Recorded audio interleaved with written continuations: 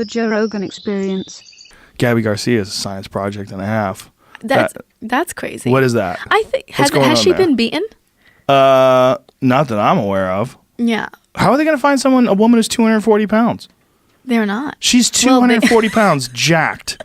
And she's a legit black belt in Brazilian Jiu-Jitsu. Yeah. And she's legitimately tough. I thought I saw a video of her grappling with Mackenzie Dern, and Mackenzie Mackenzie beat her.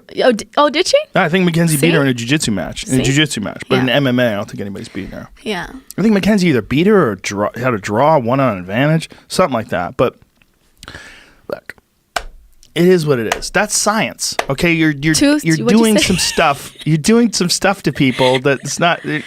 Your body's not supposed to have that in there, lady. It's not. Telling you. It's interesting because like the Bob Sapp thing, like you get to see what happens. Mm-hmm. Like, wow, okay, this is when someone just goes for it. Yeah. And when Pride, Ensign Inoue was on the podcast, and he Ensign's hilarious. He was detailing the contract. He was like, it said in all capital letters, "We will not test you for steroids." Yeah. They were like. That's what Joey would tell me all the time. Joey Villasenor. He's been in my corner for the last couple of fights. Joey's an excellent fighter. And he would say that. He said they almost encouraged you. Encouraged it. Not almost. They basically did encourage it because they just wanted to see crazy things that like came out of comic books. Yep. You know? They wanted you to be jacked. Yeah. They wanted you to be gigantic. Yeah. Yeah. I mean, as long as everybody's doing it, I guess. I wouldn't want to do that, even if I had the choice to do it. You wouldn't want to. I wouldn't want to. Right. I get it. Well, that makes sense. And that's why I think people like you are important for MMA, because you're a woman. Yeah. You seem like a woman. You behave like a woman. You look like a woman. If someone say, like, that girl's top 10 UFC fighter, you'd be like, what? Mm-hmm.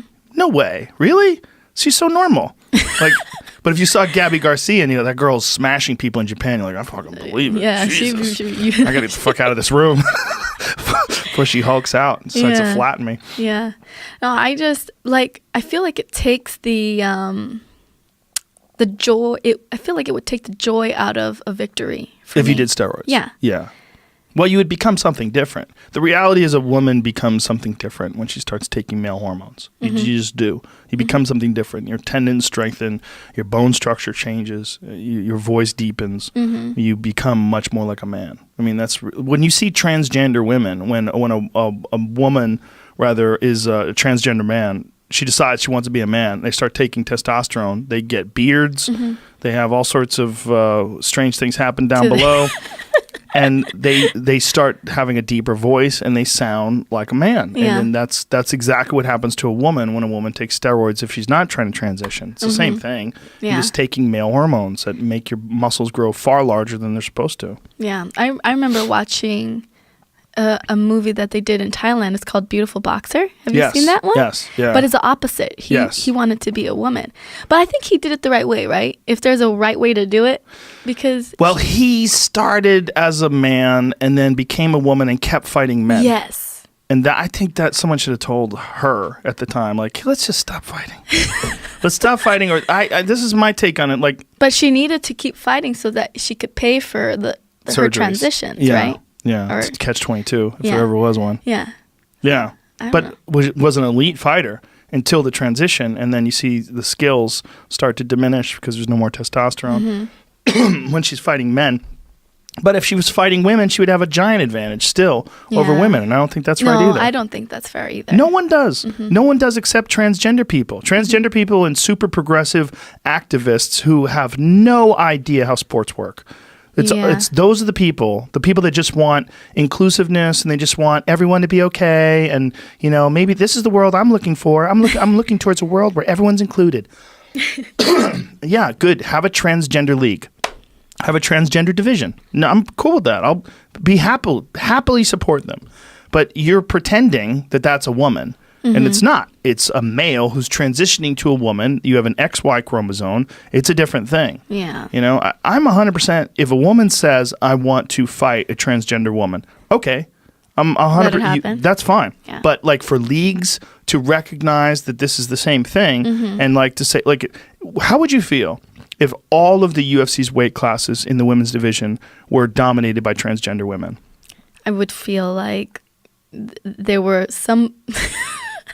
I feel like I should not say something. Right. I feel like I'm going to get caught up saying something. Yeah, let me talk for you. It's fucking bullshit. It's fucking bullshit, right? Yeah. You don't have to say anything. And that's how girls feel right now when there's sports being dominated in track and field. Yeah, that's not fair. It's not fair. I mean, I guess for me, I've always been, especially like being a female in a male dominant sport, I guess if I can like to consider myself a feminist, not so much a feminist, but like when I go into the gym, my teammates look at me as a fighter. Like they don't look at me as a female fighter or anything like that. They look at me as their teammate. You know what I mean? And I appreciate that. I appreciate that they treat me as an athlete and all of that good stuff. But I feel like like at the end of the day, like girls need to fight girls and guys need to fight guys. We have different strengths than the guys do, and the guys have different strengths than the girls do. And it's nice for us to have a place so that we can showcase our skills. Yes, I agree. I think the only problem that I have with that transitioning thing is physical competition. That's it. Physical competition against the gender that you supposedly align with. Yeah. You know, you can't do it. But here's what you don't see. You don't see a lot of transgender men who want to fight men. You don't see a lot of women who are taking hormones to become a man who want to fight men. Mm-hmm. Yeah, good fucking luck with that, ladies. Yeah. Good luck. Stop. This is crazy. Like this idea that you just magically become a woman or you just magically become a man. It's just not true. Mm-hmm. And athletes recognize it and rational people recognize it. But there's so much pushback from progressive people who it's like, what percentage of the population are we even talking about here? I mean, it's not even 1%.